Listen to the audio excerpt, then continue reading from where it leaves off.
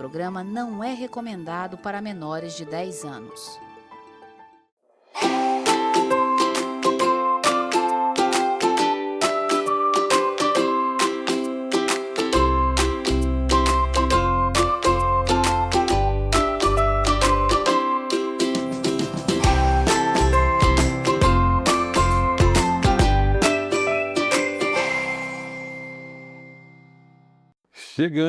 Estamos no ar com mais um programa Melhor da Vida. Queremos entrar na sua casa com um conteúdo especial.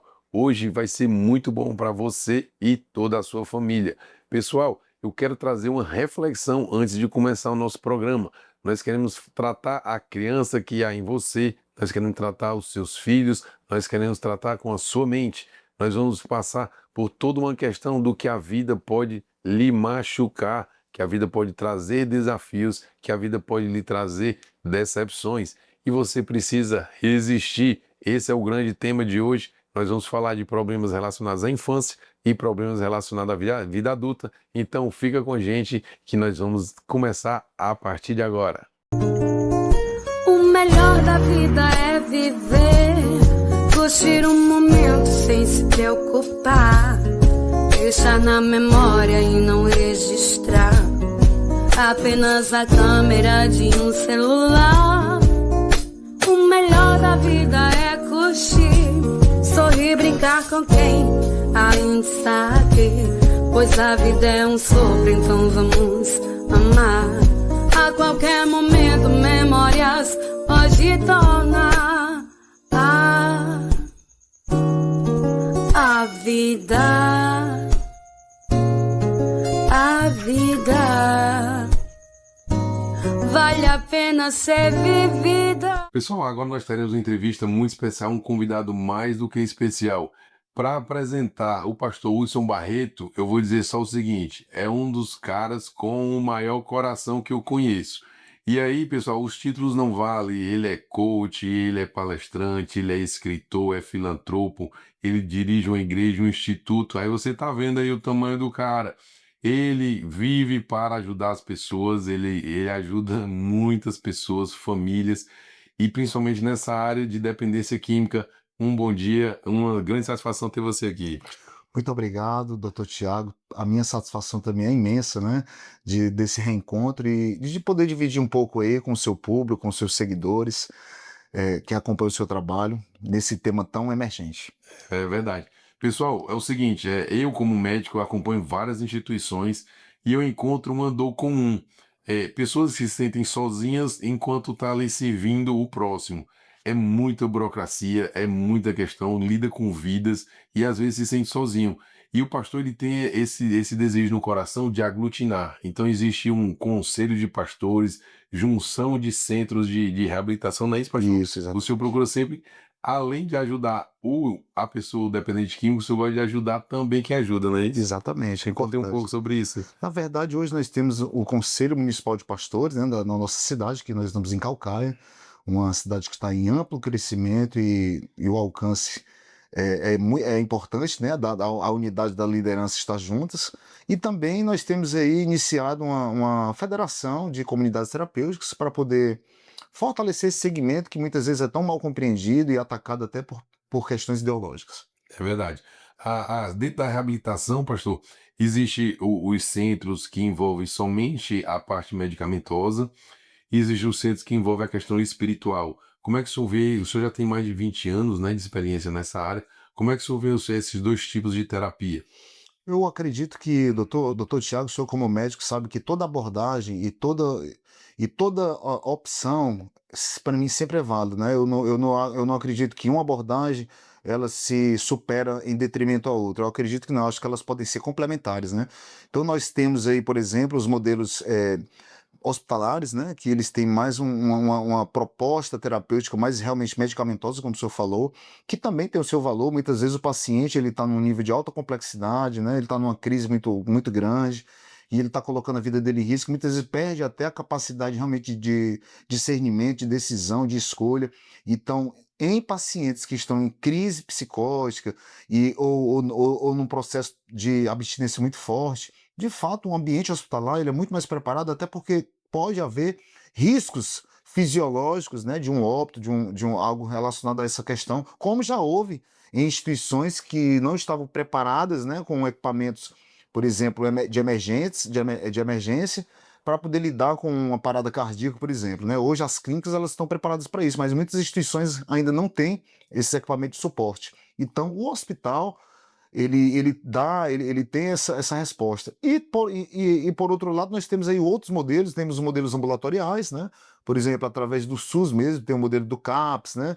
Que é sem a necessidade de internação, e é uma proposta, né, bem válida também. Eles trabalham com a redução de danos, que está voltado aí para minimizar o impacto causado pelo uso de substâncias e também na questão da saúde mental como um todo, né? Diminuir aquele sofrimento psíquico sem que a pessoa seja retirada do meio social. E os modelos, para mim, que realmente são mais eficazes, né? E existem dados também que refletem isso, né? Dados, estatísticas, né? De instituições de alta credibilidade no mundo todo, que as instituições, como comunidades terapêuticas, como clínicas especializadas, de fato, elas têm uma proposta porque elas abrangem quase praticamente que todas as modalidades que existem. Elas têm o atendimento ambulatorial pós-tratamento, tem aquele modelo biopsicossocial e o que eu acredito que fecha esse comentário é o espiritual, né? Então a gente tem biopsicossocial e espiritual, que sem esse pilar da espiritualidade, o tratamento fica aquém do esperado. É verdade, eu concordo também. É interessante porque, assim, quando a gente fala de drogas, né, pessoas em situação de rua, o pastor ele que tem uma experiência muito grande, mas, assim, é impressionante, pessoal, como uma pessoa que vive em condição de rua, ele perde a humanidade dele. É uma degradação completa do ser. Ele deixa de se sentir humano, inclusive, né? E a comunidade terapêutica ela faz esse resgate fantástico, porque não é só afastar a pessoa das drogas, não é só dificultar o acesso às drogas e fazer com que o corpo se recupere. Tem uma questão mental e espiritual muito importante dessa degradação que eu entendo que a pessoa passa quando está em condição de rua. E as comunidades fazem isso. Vocês devem entender que elas perdem completamente o vínculo social, familiar, né? E as comunidades terapêuticas fazem esse resgate lindo, né? De trazer a família de volta, de fazer esse convívio, restaurar laços, não é isso, pastor? Exatamente. A restauração familiar, né?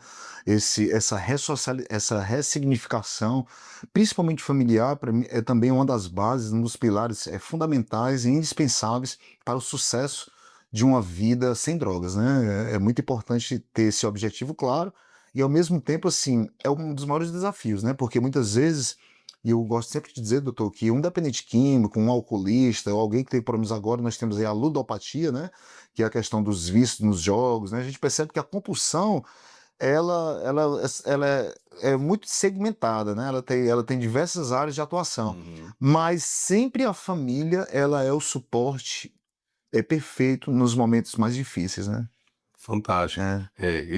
Esses laços familiares precisam ser restaurados, né? Você que está agora assistindo na sua casa, você precisa buscar construir grandes laços fortes dentro da sua família, né? Não precisa esperar essa bomba estourar, né? E as pessoas se renderem. Pastor falou um negócio legal, se renderem à compulsão, né? Que a gente tá falando aqui de drogas, de toda essa questão. Mas ela começa bem cedo, né, pastor? O senhor vê alguma relação entre as drogas lícitas, né, o cigarro, a bebida alcoólica, em pacientes já lá no finalzinho da linha que o senhor tem mais o contato, né, de ter essa perda completa do social, o senhor vê relação entre o uso ou abuso de drogas lícitas com essa Sim, dependência? perfeito. Sim, sinceramente, assim, isso daí, os estudos também falam isso, né? Porque quase toda questão relacionada à dependência tem uma origem também hereditária, né? E assim, a gente percebe, principalmente no caso de alcoolismo, quando você falou em droga lícita, a gente geralmente associa logo a cigarros, né? A gente associa também ao álcool, e o álcool tem sido, para mim, uma das piores drogas que existem, né? E embora as pessoas dizem assim, não, eu não uso droga, eu só bebo, né? E ele não consegue perceber que, de fato, ele já está mergulhado dentro de uma garrafa de álcool, né? E isso é um impacto muito, muito, muito terrível. Então, nós percebemos, os estudos mostram isso, que que quase todas as pessoas que desenvolvem o alcoolismo, né, ele existem quadros de abuso de álcool, de dependência de álcool também na família. Então, é muito fácil reconhecer essas características, doutor Tiago. Vocês trabalham na instituição a questão dos 12 passos. Sim, trabalhamos, né? Na verdade, os 12 Passos, ele surgiu de uma forma muito linda, né? Antes mesmo do AA, muitas pessoas pensam que os 12 Passos surgiu no AA, dos Alcoólicos Anônimos, em 1935, mas não, né? Existia um movimento chamado Oxford Groups, né? Que são os grupos Oxford, que eram pastores, né? Eram homens de Deus, de fato, ultra radicais, né? E que exigiam a santificação, né? Na perspectiva espiritual, em alto preço, né? Então é totalmente puro, totalmente santo, totalmente separado do mundo. E essa perspectiva, esse despertar espiritual, esse avivamento espiritual que aconteceu em mais ou menos 1900, 1910, entre 1900 e 1910, que foi o início desses grupos Oxford nos Estados Unidos, né? É, eles passaram a fazer o evangelismo, né, de ir atrás dos dependentes, dos alcoolistas da época, né, que os drogados da época nos Estados Unidos eram quem bebia, né, que ficava degradado, que ficava à margem da sociedade, que ficava em vulnerabilidade. Então eles iam. Só que a mensagem que esses grupos levavam era: olha, vocês têm que mudar de vida, vocês têm que parar de beber, têm que ir para a igreja, têm que ser santos, vocês não podem fazer nada errado. E essa mensagem, da forma que era levada, tinha pouco resultado. Porque a pessoa que estava ali degradada, muitas vezes dizia assim: rapaz, se Deus existisse, eu não estaria aqui, né? Então eu não quero esse teu Deus, não, porque se Deus existe, como é que eu estou numa situação dessa? Então, o resultado desse evangelismo de conversão, digamos, violenta, acabou tendo pouco resultado. Mas uma das pessoas, chamada Abby Thatcher, né, que esse aí é o precursor antes mesmo de Bill e Bob, né, que é os cofundadores do AA. O Habitat ele foi alcançado por esse grupo Oxford. E ele era amigo do Bill. E ele começou a fazer visitas na casa do Bill, né, para poder levar a mesma mensagem do grupo Oxford: meu irmão, mude e tal. Quando ele chegou na casa do Bill, o Bill teve um entendimento assim: olha, eu acredito que eu tenho cura. Embora eu já tenha perdido o controle da minha vida, mas eu ainda tenho possibilidade. O Webb é impossível. Ou seja, o Bill acreditava que o Webb, que estava vindo em recuperação, não tinha possibilidade de tratamento. E ele começou a voltar fazendo essas visitas e sóbrio. Numa dessas visitas tem um fato bem marcante, que é quando o Bill diz assim: vamos beber o que hoje, Webb? Né? E o Webb disse assim: não, eu não estou bebendo. E aí o Bill pensou assim: poxa, se ele não está bebendo, vai sobrar mais bebida para mim, né? Então sempre o pensamento era esse. E aí, para finalizar, Bill acaba realmente alcançando a sobriedade, né, através dessa mensagem, né? Na verdade, os 12 passos inicialmente eram 6 passos, que era buscando sempre essa vida espiritual, essa vida religiosa e essa transformação de fato em santidade, né? Ou seja, lutar de fato contra qualquer tipo de pecado. E aí, agora já não era somente o Webb, agora era Abby Thatcher e Bill Wilson. Bill Wilson já foi o cofundador. E aí eles dois se juntam e vão visitar Dr. Bob Smith, que era um médico, né? Ele morava na cidade de Akron.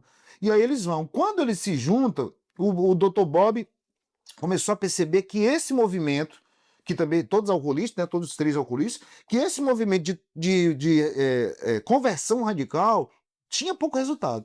Foi quando eles disseram assim: olha a sacada dos 12 passos do AA, né? Eles disseram assim: olha, vou lhe dizer o seguinte, quando a gente entra para falar logo de Deus, existe uma resistência muito grande. Eles não querem saber, eles falam palavrão com Deus, eles estão revoltados. Por que é que a gente não entra falando da identificação do problema? A gente diz assim: olha, meu irmão, eu estava nessa calçada que você está, eu bebi o que você bebe, eu sei a dor que tu sente, e eu me identifico contigo, e eu mudei. E lá na frente, quando a gente conseguir desintoxicar, quando a gente conseguir retirar esse cara dessa condição de sofrimento, vai ser mais fácil ele ter condição até psicológica, cognitiva, né, emocional, de poder compreender a mensagem de Cristo, né? E aí surgiu os 12 passos, né? E os 12 passos, na verdade, é uma das maiores ferramentas do mundo, né? Totalmente gratuita. Existem grupos aí, hoje tem diversos grupos, não somente a AA, que é dos alcoólicos, mas em Narcóticos Anônimos, Neuróticos Anônimos, dependentes de amor e sexo, mulheres que amam demais, homens que amam demais, comedores compulsivos, codependentes, jogadores compulsivos, e aí vai, uma infinidade de grupos anônimos que utilizam essa mesma coluna vertebral dos 12 passos, que é um programa simples e fácil de ser praticado. Excelente, uau, que aula. Um outro detalhe que eu acho lindo também nessa área de atuação é que muitos ex-dependentes acabam continuando nessa área como monitor, às vezes se tornam líderes de outra comunidade e eles acabam gerando ali neles um propósito de resgatar mais vidas. Às vezes você que está distante pensa, né, a sociedade está pior, nós temos mais pessoas drogadas, nós temos mais violência. Mas quando a gente olha do lado de cá, que tem mais contato, a gente vê que pessoas têm sido resgatadas, essas pessoas resgatadas têm um interesse genuíno de resgatar mais vidas e é uma progressão geométrica. Eu costumo dizer, em torno de 25% das pessoas que entram num centro de reabilitação se recuperam. É um quarto, né? Você gasta energia com 4 pessoas e uma se recupera. Mas nessa área é interessante porque essa pessoa que se recupera, ela vira um recuperador e vai recuperar mais 4, mais 4, mais 4 e vai gastar energia, né? O senhor tem lá vários monitores ou pessoas que trabalham, voluntários e que trabalham lá, que já foram resgatados. Sim, sim. Hoje o Grupo Atos, né, nós temos aí, são 3 unidades e dentro dessas 3 unidades são vários serviços. Nós trabalhamos com a internação voluntária e involuntária e compulsória, né, que é através da clínica especializada, que é a unidade 1. E essa clínica, ela atende, para mim, a última estação, sabe, doutor? A última estação antes da prisão, da morte ou da loucura, é uma internação involuntária. É quando a família, né, diretamente com a instituição, decide ajudar essa pessoa. E aí, na própria unidade 1, tem também o modelo ambulatorial, que serve de amparo, né? A gente tem multi-atendimentos, né? Tipo, multiprofissionais, psiquiatra, clínico geral, psicólogos, terapeuta ocupacional, nutricionista, que dão esse aporte pós-tratamento, né? Já para quem está no trabalho de reinserção. Aí nós temos a unidade 2, que tem 2 serviços, que é a comunidade terapêutica, que é um acolhimento 100% voluntário, e dentro da própria comunidade terapêutica, que é um segundo prédio, nós temos o hostel terapêutico, que eu nunca imaginei. Olha, se você conversasse comigo e falasse sobre o hostel terapêutico há 10 anos atrás, eu era capaz de eu jogar uma pedra, porque eu não acreditava que um dependente pudesse ter uma vida socializada antes daquele período de desconexão com a sociedade. Então, a minha visão era muito fechada sobre isso. Não, internação. Depois que se interna, que termina aquele longo período de tratamento, aí você vai ser inserido. Hoje não. Hoje, praticamente, com pouquíssimo tempo, esse paciente ele já está reinserido, ele já vai para atividades de praia, de cinema, ele já vai tirar os documentos, ele já vai se preparando ali. Aí na comunidade terapêutica eu tenho cursos de computação, eu tenho eles de informática lá, temos...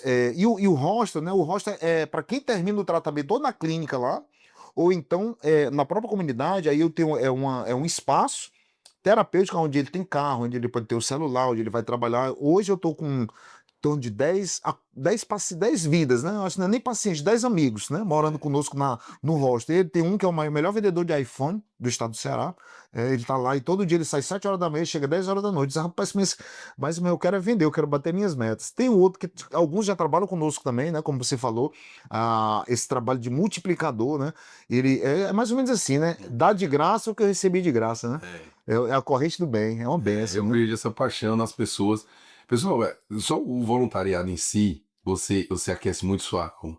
Você entrega, você se dedica e você ganha muito mais do que deu, né? E quando tem essa dívida, a pessoa diz assim, poxa, eu hoje sou o que sou porque eu fui resgatado, né? E aí tem toda essa ação de entrega como por uma dívida, e faz essa roda girar. É verdade, é muito bacana, é muito lindo esse daí. Interessante, eu não sabia desse hostel. O hostel está sendo um sucesso. Pessoas de outras instituições, pastor, tem vaga aí no hostel, tudo, como é que funciona? Eu disse, meu irmão, se funciona assim, você vem para cá, você tem que ficar em abstinência. Se nós tivermos alguma desconfiança que você tá fazendo uso de substâncias, nós vamos fazer o toxicológico. Se você negar o toxicológico, o contrato da gente encerra. Se você fizer e der negativo, você continua. Se fizer e der positivo, ou você se trata ou você não tem como ficar, porque lá é abstinência total, né? Nós não trabalhamos fora do processo de abstinência total relacionado às substâncias que alteram a mente ou o humor. E aí, muitos deles estão lá já comprando carro, comprando casa, organizando sua vida. Para mim, doutor, eu vou lhe falar uma coisa, acho que é até importante, assim, quando a vida termina o tratamento, mesmo que seja de curto prazo, como é o caso da internação involuntária, que é em torno de 90 a 180 dias, ou na comunidade terapêutica, um pouco maior, que vai de 180 dias até um ano, né? Quando ele termina ali, esse espaço entre, de fato, a reintegração e conseguir sustentar aquela vida na sociedade. Essa etapa de pós-tratamento, né? Terminei o tratamento e agora eu estou de fato seguro, tenho minha casa. Essa dificuldade, muitos caem nesse momento, né? Porque ele precisa se adaptar. É o desafio, para mim é o maior. Muitos, tem um número expressivo de pessoas que caem faltando um dia para completar um ano de recuperação. É inacreditável, parece um autossabotagem. Eu já ia dizer. Pra voltar. O cara todo feliz, naquela semana, da última semana completando, olha, pessoal, vou fazer minha festa de um ano, é na terça-feira, dia 20 e tal. Quando é dia 19, cadê o fulano? Vai procurar, ele caiu. Mas é muitos casos. Então a gente percebe isso. Então o rosto, ele vem para dar esse suporte. E né? quando ele cai, pastor, ele já cai, volta arrependido e continua de novo um tratamento ou ele desaparece? Pois é, tem aqueles que são crônicos, geralmente eles dizem assim, meu irmão, já caí, eu vou até a última consequência.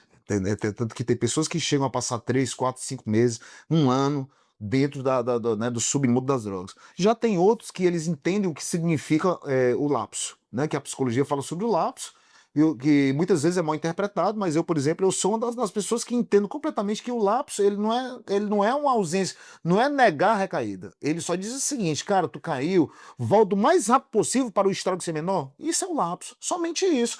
Olha, tu vai zerar o tratamento, tu zerou o teu tempo limpo, vai perder um bocado de coisa, mas quanto mais tempo tu ficar no uso, se degradando, vai ser pior. Então o lapso rapaz, rapaz, eu usei 2 dias ali, mas já tô aqui. Meu irmão, parabéns. Você é um vencedor, teu tratamento vai ser até menor. Porque deu para perceber que você conseguiu, mesmo lá, já com a corrupção ativada, você conseguiu reagir.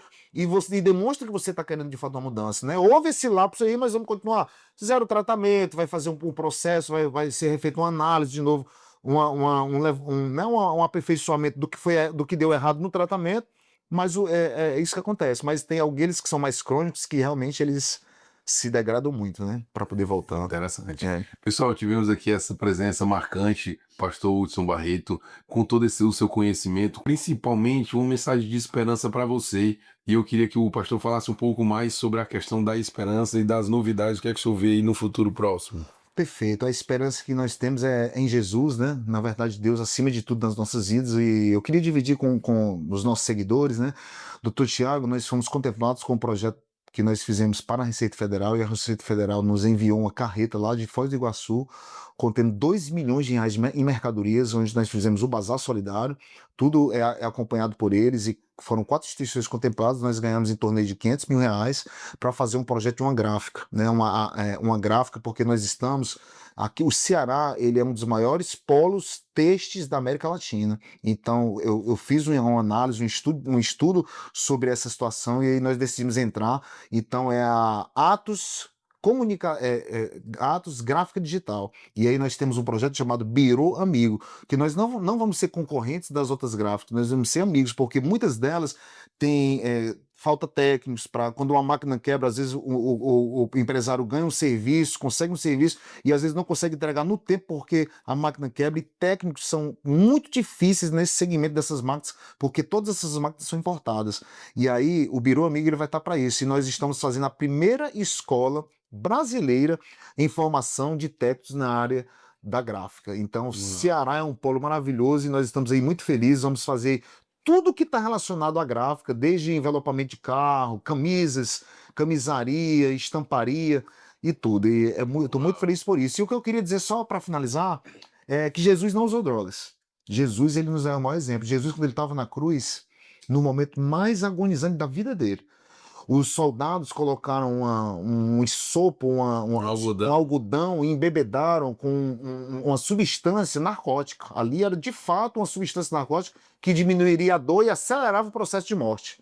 E aí colocaram na boca dele. Ele estava o doutor sabe, extrema angústia, e estava também sofrendo processo de hemorragia. E quando a pessoa está em hemorragia, a sede é muito grande, por isso que não pode dar água para quem está sangrando, né?